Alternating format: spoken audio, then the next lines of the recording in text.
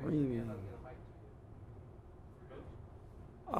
Yeah, today obviously this week is a good week for us. It's a bye week. Generally, this is a week where you self-scout, you self-evaluate your football team, what we've done offensively, defensively, as well as special teams. You also evaluate your players, and that's very important. We're at a point now, I think, with 7 games left, we kind of got a feel for who we are as far as athletically, what players we have. Now it's how do we fit them in the system and utilize their strengths so they can be successful. So that's kind of where we're at. A couple things you look at what we've, I would say, not done but need to improve on. Scoring offense. We're averaging about 22 points a game. You'd like to be in the mid-30s. Running the football, we're about 127 yards a game. You'd like to be a little higher than that. On completion percentage defensively, we got to get that down. It's about 62%. You don't want to live that way. Interceptions defensively, we only have 2. We've caused a lot of fumbles, 14, but we only recovered 5 of them.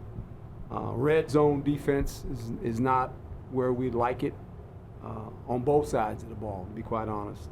Sacks are always critical in games. We got to get to the quarterback a little bit better than we have. We're at 10 sacks. That's about 2 a game. That's kind of not the number you want. Third downs are always big in any league. We've got to improve both sides of the ball there. And fouls, I'm real big on fouls. We got 25 fouls. That's 5 a game. That's too much. And I think if you look at us in the fourth quarter, we've struggled in the fourth quarter. We're -4 as far as points scored and points we've scored. So that's not a good quarter for us. Fourth quarter's been okay. We're only +10 in the fourth. We need to close games out. This is why I think when you watch us play, we're in a lot of one-score games. Either we start slow and we get going, and then at the end we kind of let our guard down and people kind of get back in the game. And so that's what we are right now. Third quarter's been a good quarter for us. Last year that was our bad quarter. We weren't very good in the third quarter. This year, so far, it's pretty good. We're +19, so that's a good thing. So there's a lot of things that we have to do better. We have some distractions that are looming. HBO will be here next Sunday.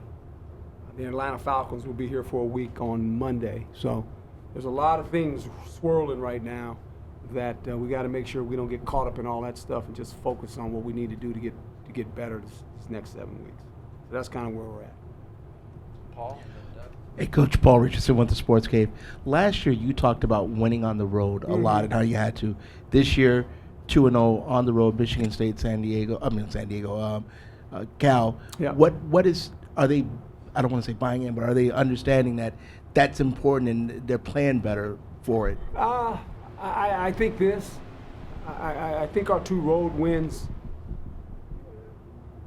when you look at the teams, they were similar. Tough physical football teams, not a lot of scoring. And so that helped us. We didn't get behind early in the game. We could play methodically how we wanted to play. That helps you on the road. You know, I always say if you can take the crowd out of it and keep the score down early, it's hard on the home team, not the visiting team. It's hard on the home team because of the expectations and everything that your fan base has when you play at home. So when you eliminate the noise, it becomes more. It becomes harder. It's like us. We don't start fast. And if we can keep people down as far as points, we can kind of build our momentum, and we were able to do that, fortunately, on 2 road games thus far. Doug Haller, The Athletic. Herm, you mentioned the Falcons. 2 questions. You mentioned the Falcons. Why are they coming? And also the HBO part of it, yes, I can understand how that's going to be a distraction, but in what ways would maybe that exposure benefit the program? Well, I think it benefits the program because, it kind of lets recruits look at what you do behind the scenes a little bit and how you coach, and I think they get a good feel of how we do things. That's the good part. The other part is I've been involved in these things before, and I've said it, Players that don't talk, all of a sudden they start talking. You know, because it's television. They want to see themselves on television. You know, all this. I mean, I've been with pro players that hadn't talked in 3 years, and when those guys showed up, all of a sudden they had dances and they were telling jokes, and I said, "You haven't spoken in 3 years. Why do you talk now?" So I just think to handle all that for our staff too. These guys have never been through that. Our staff. I mean, it's never happened here, to be quite honest. It hasn't happened hardly anywhere in college football. This is new. Pro football has happened. I've dealt with it. But it's something you can't get involved in all that stuff, you know. Atlanta's coming. They play, obviously, the Cardinals. So they're coming, and they're going to stay a week here and then play on Sunday. I know a lot of the folks there, and obviously Ray worked for them as well. But it'll be fun to see some of those guys, visit with them. And I told the players, hey, they're going to practice in the bubble. If you have any aspirations, go over there and watch how they practice. Watch how fast they do things. You know, and there's not that many of them. There's only about 50 guys. You travel for 50 guys. So there's not many. They'll see that too. But I think all those things help you as far as recruiting. Those are all things that you can use in the proper way, and I think it helps us. Michelle Gardner, Arizona Republic. Coach, can you update us on the injury factor? You had guys that didn't play and a lot of guys banged up, and obviously an off week is good. Yeah, Kobe is having surgery. He has surgery on his hand, but he should be available to play. So it's a good rest week for him. Steve has a little sore neck. We kept him out. We kept Eno out. You always keep running backs out when you get a bye, just because of what they have to do. Quarterback, he participated in a few drills, kept him out. Tyler Wiley is still, Tyler Johnson is still coming off the hamstring, so we kind of babied him a little bit. I want to say that's probably it for most of our guys. There's some sore guys, and we're limited in certain reps with certain players, I think, which is what you always do on a week like this. No pads. I mean, the offensive linemen had pads early because they needed to do some things individually in their individual groups. We spent 20 minutes for individual just to get ourselves better. I think this is a week where you get better with the players, techniques and fundamentals. That's real important to me, going back to the basics. Don't lose sight of that. And just defining what we want to do offensively and defensively, and maybe, defining things even more, being more specific things. And I think this is a good week to get all that accomplished. Herm, Nick King from 3TV CBS 5. We're like 5 weeks into the season. You just won this National Coach Award for the second time. How do you react to that? Oh, it's news to me. I don't. I think anytime you receive an award as a coach, it's obviously humbling. But for the most part, it's an award shared by your whole staff. That's a staff award. It has nothing to do with me. It really doesn't. I don't know anything about it. It's the first time. Thanks. Let me know, but I'm oblivious, man. I don't know what's going on in the world. I don't. I just come to work every day. But it's when you receive something like that, it's obviously humbling. Bobby Dodd. The man was a great football mind and a good football coach. And it's a staff award. And it don't seem to me it's about the staff. Tell our staff they won another award, I guess. Did you? Okay. That's fine. I don't. But I appreciate you, my man. I appreciate you. Thank you. Alex Simon, Cronkite News. Herm, when you said after the game Friday that your team's kind of naive and they almost don't know better, is that something you kind of see as a good thing, especially with all the freshmen and trying to balance that? Yeah, you do. Because they just kind of go. They don't. They don't know any better. They don't. They don't. And I don't mention it. I don't talk about it. I just say, we're gonna play these guys, and because they don't know. Young people today, it's not their fault. It's not. And I don't. And I'm gonna say it, and people are gonna say, he's an old school. I learned this a long time ago. No, I'm not old school. I'm right school. I just try to do things right. And I think growing up for me, the history of football was important because that's the era I lived in. Certain teams, certain eras, certain players, certain stadiums, the ambiance of all this stuff. It meant something to me growing up as a young kid, right? Not so much anymore. because there's so much information out there, right? And they just kind of like, it's Michigan State, okay, we're going there. Hard place to win, right? I mean, you know, that would have been big to me, right? When I was their age. Anymore, it's a relief when we win, for me, right? That's what I get out of it now at my age. You're relieved because you said, okay, these kids can enjoy a win, and the coaching staff, all the work they put in. So I just think every era looks at it a little bit different. But our guys, one thing I know about them, thus far, they've never walked into a stadium, whether it was here or on the road, and didn't think they had an opportunity to win. So that's a good thing. And that's how I want them to feel. I want them to feel that way. Whenever they walk on the grass, we got a chance. If you got a chance, that's all you ask for. And you got to go play. I just want to double check on Kobe. Were you saying that you don't think he'll miss any time? No, he should play. Okay. He should be able to play. Okay. And also, when you went back and watched the film Against Cal. and watched Eno, just what were your impressions of just how he ran the ball? Real physical. And, you know, he knew this game was similar to Michigan State.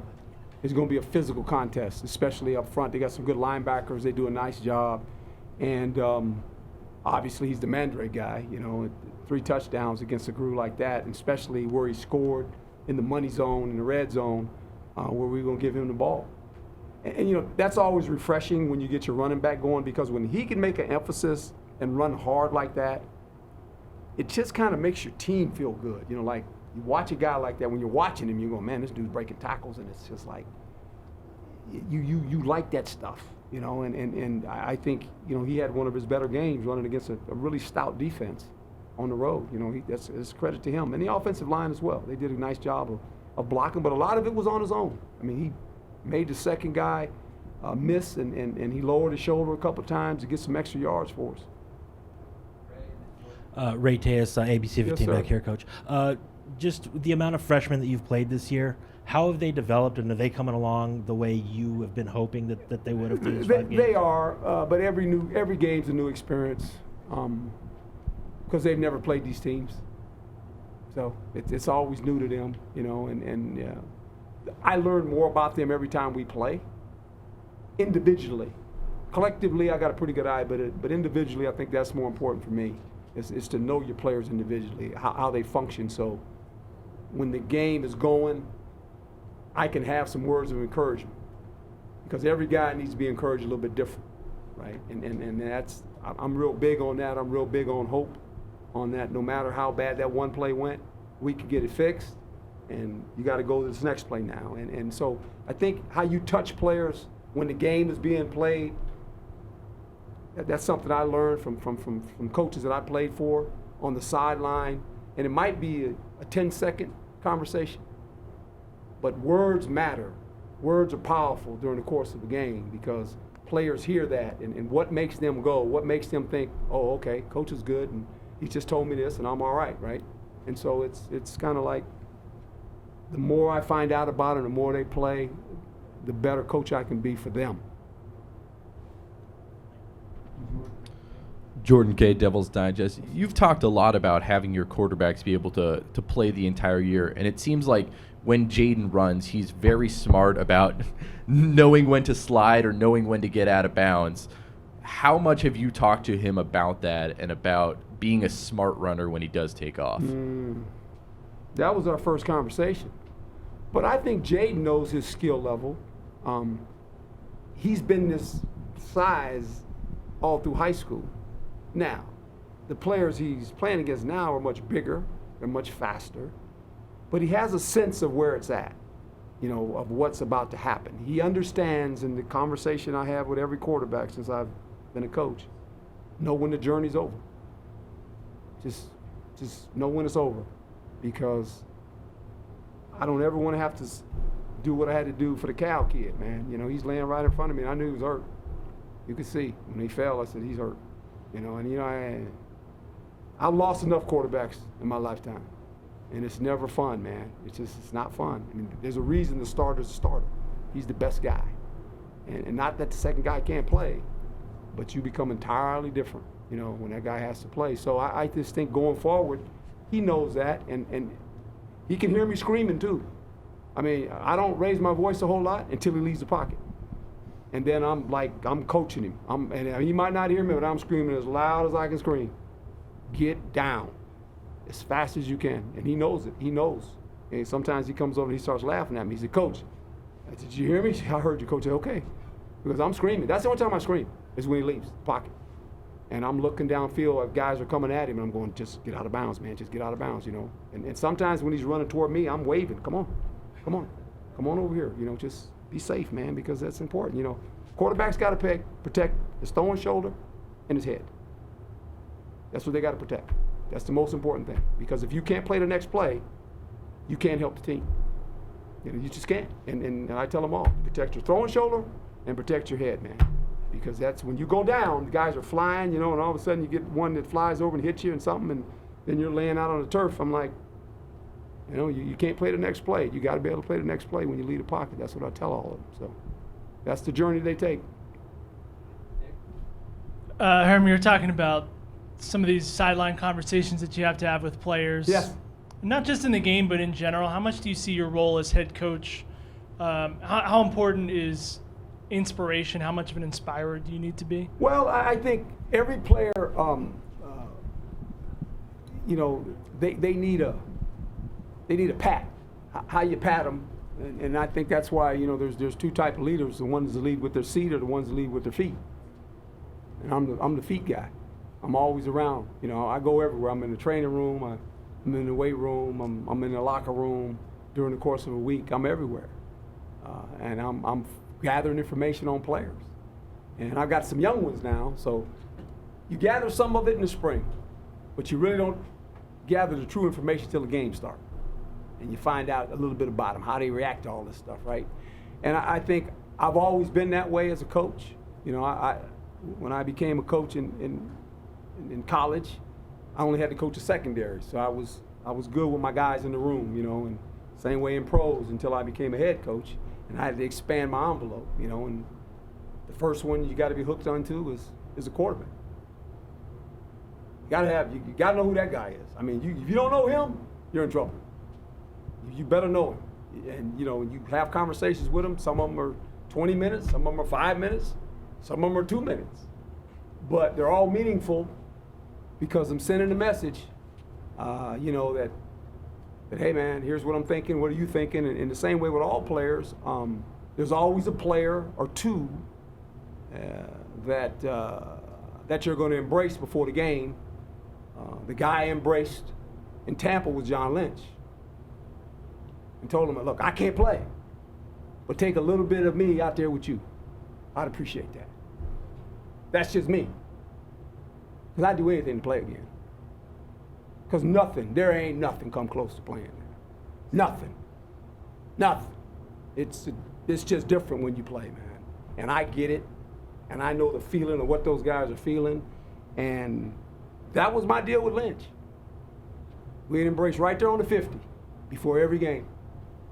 And we have the biggest bear hug, and I say, man, take me out there with you. You know, and that's just me. I love the game of football. I just do. And I think the more you know about your players in moments of when they need some encouragement, that's what I'm there to do, you know, because I know how hard it is. Hard game, man. It's a hard game. It really is. But that's what I enjoy about it, to be quite honest. Chris Cartman, Sun Nova Source. Herm, you had a couple really successful counter runs on your touchdown drives, first one, last one. Last year, the team kind of struggled running the ball, and then you went to more gap scheme stuff. So are you seeing a similar sort of trajectory? Do you feel like you're going to be settling in with your run game a little bit? I would hope so. It started with our offensive line. Hadn't played together first couple games, first three really, and then about the fourth game, you know, it started playing together. So now it's our third game we actually get to play together in a row, where we kind of got it solidified. So that helps you. Knowing what people are trying to do to you because you have a young quarterback, knowing they want to stop the runner. I said that on the offseason. I sat right here and said it. I said, if I'm somebody playing against us, this is what I'm going to do. They didn't need me to say that. They know how to do that, you know, and it's just that's what they're going to do. So how do you counter it? I think the pleasant surprise for us is no one anticipated the quarterback to be a runner. And I don't think he's a runner, but he's averaging about 3 first downs a game unannounced. That helps you. So now all of a sudden he becomes a part of the puzzle where you play us, you go, uh-oh, wait a minute. You know, he's a pretty good runner. And so I just think that helps you too. That definitely helps you. So I think the more we go down this road, the more we find ourselves and what type of running team we're going to become. But here again, you know, points are important. And look, we ran the ball last year and we were averaging about 31 points. We got to get our point total up. Our defense can help on that by giving us a short field, by intercepting some balls, getting some more turnovers. That helps. But we got to score more. You got to score more. College football allows you to score more, and we got to score more points. Hi, Coach. Brady King, Cronkite News. Going back a little bit, you said Eno was the Mandrake this week. Yeah. Can you just reiterate what the Mandrake is and where it came from, and also how he reacted when you told him? He was good. I think he kind of knew he was going to get it. 3 touchdowns on the road is pretty impressive. As I said, it's just, you know, it goes way back to my days and growing up. I became a Jimi Hendrix fan. I told the story many times as a young kid and went to a concert that I wasn't supposed to be going to, but I went. That's the greatest babysitter I ever had. Then from there, just following him, and then, you know, when you start getting in the coaching profession, you come up with sayings, you know. People say I have some Hermisms, and I don't even know what I say half the time. I really don't. I don't know where they come from. It's just kind of, I'm a thinker, and I just say stuff. And we were in practice one day when I was in Tampa with the Bucks, and I had the secondary, and I was talking to Lynch and those guys, and I said, you know, and trying to do this, and I said, for you to do this and this, I said, you gotta, for some reason I saw a Jimi Hendrix cover, and it had Mandrake on it, right? So you gotta be Mandrake to do this. And they like, who is he? I said, well, he's this guy. I mean, he could do this, he could do that. He's this mystical guy made up in my brain, right? And so I just kind of kept it, you know, just as a zinger, just to throw to the players. You gotta be Mandrake. And they always said, who's Mandrake? They would always ask me that.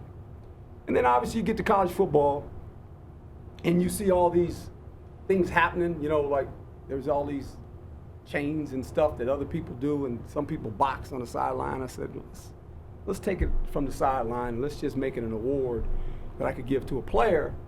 I want to give him an award, you know, for being the player of the week for us, as a team. And I said, what would be something kind of good to do?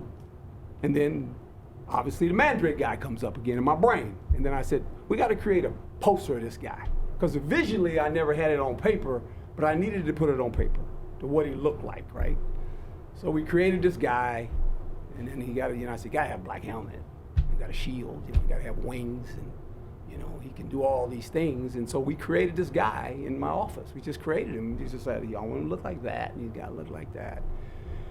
And so then it was a uniform. How do you create the uniform? I said, it's got to be all black, right? And so we created a uniform all black. And I said, I think the players might like this, right? I think they like it. I do. Because it kind of sets them, you know, they all want to be different, but it's a good way to be different, a part of the team different. In fact, you're the Mandrake this week. You carry the mantle. It's the first time our offensive players won it. You know, it's gone to 3 defensive players, and Eno's the first offensive player to win it. So it's kind of one of those deals, having fun with it. You know, I'm not too old to have fun, and I can relate to the players. And it was my way of giving back to them in a way that they can wear it all week. Now, he gets to wear it for 2 weeks because we got to buy. You know, so that's pretty good. So he'll wear it the week of HBO, you know, and they'll talk about Mandrake. And I don't know. It's just, he's this mystical guy. Lynch called me the day before yesterday, because he watched the game, you know. He said, who's going to be Mandrake this week? I said, I got somebody. He says, the runner? I said, it's going to be the runner. Right, so, you know, at least Lynch knows who the guy is. I don't know. So that's the story. Herm, how many times in your NFL career did you do the Hard Knocks thing? I know you did it once with the Chiefs. We did it once with the Chiefs. Marvin has done it.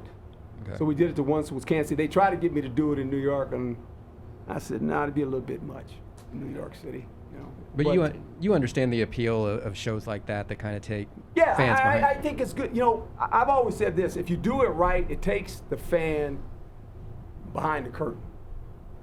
Kind of how hard it is to be a football player, and all the work. For me, I always say all the work that the coaches actually put in, the hours they spent. You know, and I think sometimes we lose sight of all that. You know, they see the product on Saturday or Sunday whenever they watch a football game. But I think taking people behind the scene is important because you're talking about the game, and you get to promote the game, your sport, football. You get to promote that, and so I always say it's a good thing. I don't. But after about 3 days of it, it becomes a little bit interesting for you, you know, because in the rooms, when you walk in a room, this is what happened to us in Kansas City. Is every room has an electric camera. It just comes on. I mean, I told the coaches, if you got any private thing to say, you need to go outside the building. If you're talking to your wife or something, you know, you need to go outside, because and people are nice. They'll say, well, we don't get it, but they got it. They might not use it, but they got it. You know, keep your private matters private. That's what I always say. But I think it's a good way to take fans inside of what's done. It's unique in college, because college is a little bit different. You have so many players, right? You got 100 players, and it's kind of interesting how this will work. I think the players are excited, but you got to be careful, because anything you say is going to represent your program. And we got good kids, so I'm not worried about that. You guys know I let my players talk, so I don't worry about that part. But I just think the way we can present it, I think it's good for football. It's good for football. Yes, sir. Hey, Coach, Tyler Drake, 98.7 Arizona Sports. Last season, you entered the bye week under some different circumstances. You know, what can you say about the differences from this year's team compared to last? Well, more veteran on offense. We had a veteran quarterback, had a #1 pick as a wide receiver. This year, we not so much, right? Record at this time last year, after 5 games, we were 3-2. Now we're 4-1. Conference record was the same, 1-1. But the team is entirely different. It's an entirely different football team. I mean, it's just, you know, you play 28, 29 redshirt freshmen or freshmen. That's a difference where these guys have played, you know. So, you know, we do things a little bit different on offense, because we're trying to figure out what the quarterback is. I think we got an idea now, and so now we can get to more, this is what we're going to try to do, and this is what we're going to try to become. And that's what's good about the self-scout. You know, it came at a good place for us, you know, so we got to improve. We got a lot of work still ahead of us to do. That's where we're at there. Okay, thank you guys. Appreciate you. Ooh.